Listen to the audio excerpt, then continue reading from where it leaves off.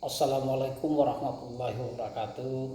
Saya peserta daripada Diklat Kepemimpinan PKA Angkatan 2 kelas Wadana Provinsi Bengkulu, Kabupaten Bengkulu Selatan.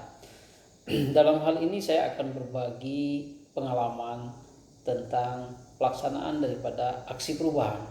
Tapi sebelumnya saya ucapkan terkhusus untuk mentor, terkhusus untuk pembimbing, terkhusus untuk penguji daripada saya ucapkan terima kasih yang sebesar-besarnya.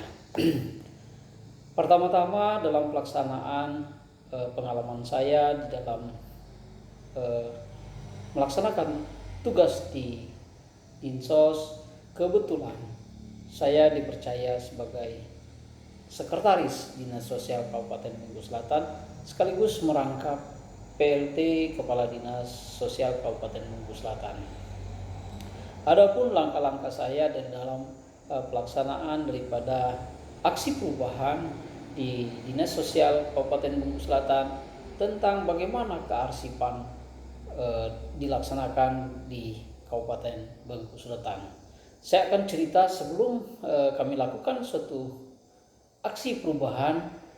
Pada awalnya saya berpikir begini, di Dinas Sosial Kabupaten Bengkulu Selatan bahwa ada namanya program PKH, ada namanya program sembako, 9 bahan pokok, kemudian ada namanya SLRT, sistem layanan rujukan terpadu, ada namanya SEK-NG, SEK Generation untuk data DTKS, kemudian ada namanya SEK-NG lansia, ada namanya SEK-NG modul SLRT, kemudian ada namanya SEK-NG modul ODGJ.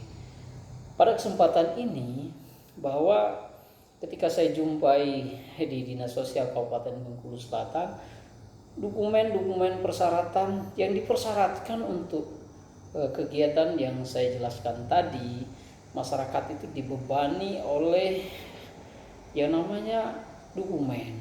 Pertama, mereka harus menyiapkan KK, KTP, format belangko isian, sehingga dan terakhir adalah surat keterangan miskin dari desa dan atau kelurahan. Semua itu biasanya dalam rangkap 2 bahkan sampai 3. Nah, hal demikian saya melihat baik gudang, tempat meja kerja, lemari kerja, kawan-kawan di dinas sosial ini sudah penuh, sudah menumpuk. Nah, ketika saya melakukan suatu uji petik, mau cari data yang lama, ternyata mereka tidak bisa memberikan data tersebut, apalagi yang namanya data perencanaan, baik dari tahun 2015, data keuangan juga tahun 2015 sampai dengan sekarang, kemudian data kepegawaian juga sama. Ketika ingin tanyakan mana data yang lama, semuanya tidak bisa menjawab, dan mereka sibuk untuk mencari di gudang di mana-mana sehingga tidak bisa ditemukan. Maka saya berpikir setelah mendapat bimbingan, kemudian pelatihan, kemudian masukan, saya berpikir akan mengangkat judul tentang pengelolaan kearsipan Dinas Sosial Kabupaten Bengkulu Selatan secara digital atau secara e-dokumen. Jadi langkah-langkah pertama yang harus kami lakukan adalah rapat staf. Ini menentukan apakah ide saya harus saya sampaikan kepada semua peserta rapat, apakah mereka mendukung atau tidak.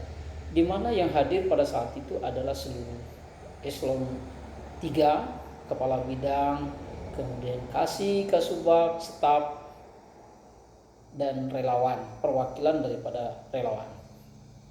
Pada saat rapat staf, ternyata ide kita pada saat itu diterima oleh seluruh peserta yang hadir pada mengikuti rapat. Ini dibuktikan dengan adanya SK Kepala Dinas Sosial Kabupaten Bengkulu Selatan untuk membentuk tim kerja daripada aksi perubahan untuk kearsipan ini.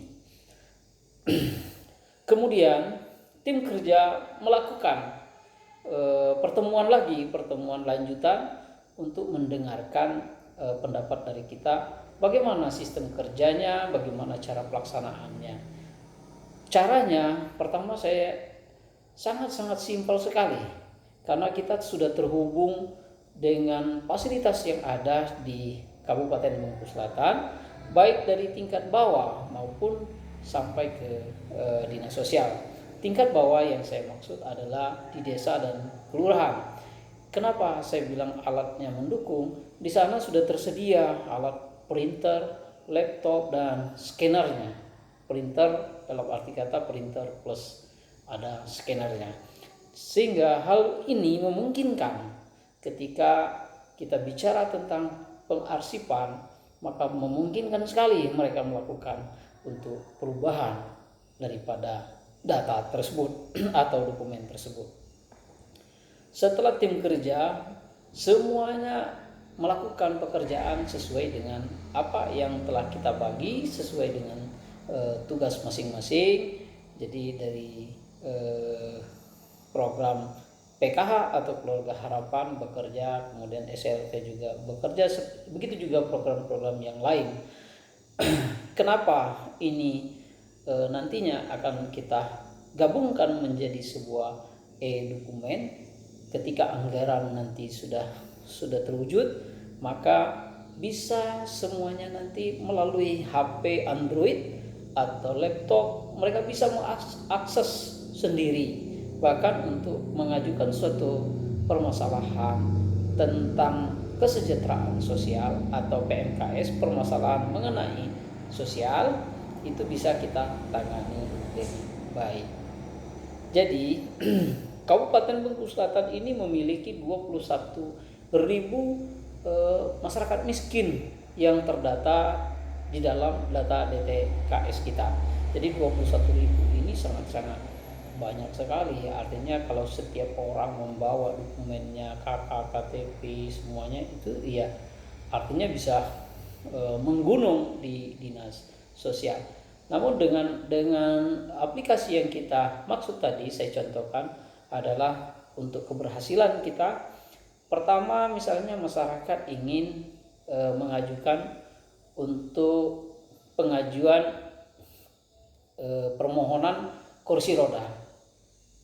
Jadi masyarakat tidak perlu lagi datang ke dinas sosial Kabupaten Bengkulu Selatan. Mereka cukup mendatangi poskesos yang ada di desa yang sudah kita latih tadi. Cukup dengan data dokumennya, cukup dengan scanner di kelurahan atau desa.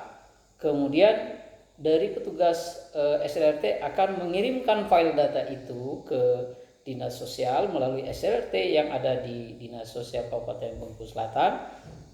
Ketika ini disetujui dan disepakati bahwa ini memang penting dan memang sangat dibutuhkan oleh masyarakat, maka SLRT yang ada di kabupaten akan memprint outnya atau memperlihatkan data dokumen ini ke saya atau dengan kode sandi tersendiri dari SLRT Kabupaten.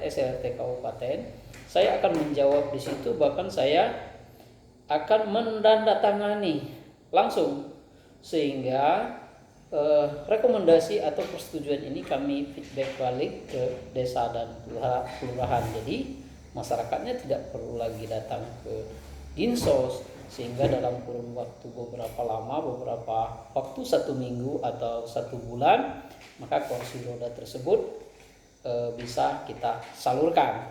Bagaimana cara saya untuk mendapatkan kursi roda tersebut? Dari file dokumen tersebut kita ajukan ke Bank BRI atau perusahaan yang mempunyai CSR-nya, maka mereka karena sudah ada kesepakatan bersama, mereka siap untuk memberikan itu.